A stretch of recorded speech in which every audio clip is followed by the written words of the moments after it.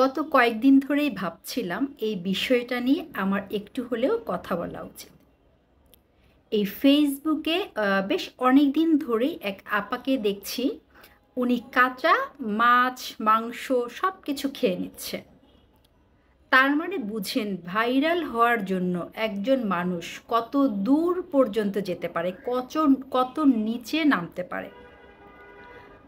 বিভিন্নভাবে এই তাজা মাছ, মাংস, মুরগির কলিজা, গরুর কলিজা, কাঁকড়া এগুলো খেয়ে নিচ্ছে।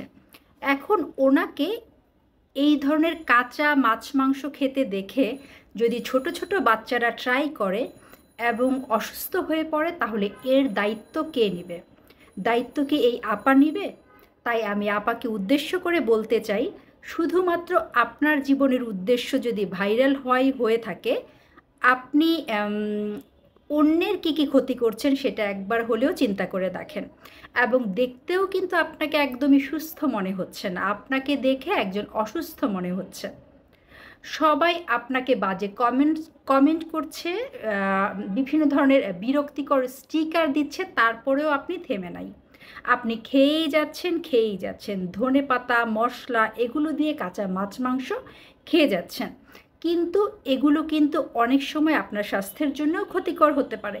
হয়তো বা আপনি খাচ্ছেন কি না আমি জানি না, এটার মধ্যে কোনো ট্রিক্স কাজ করছে কি না আমি জানি না, কিন্তু যারা ছোট ছোট বাচ্চারা আছে, আপনি যেভাবে ওয়াও, ইয়ামি, টেস্টি, অ্যামেজিং এগুলো বলে বেড়াচ্ছেন, এটা দেখে যদি ছোট ছোট বাচ্চারা এই রকম তাজা কাঁকড়া খেতে শুরু করে এবং খাওয়ার সময় যদি কোনো প্রবলেম হয়, তাহলে এর দায়িত্ব কি আপনি নেবেন?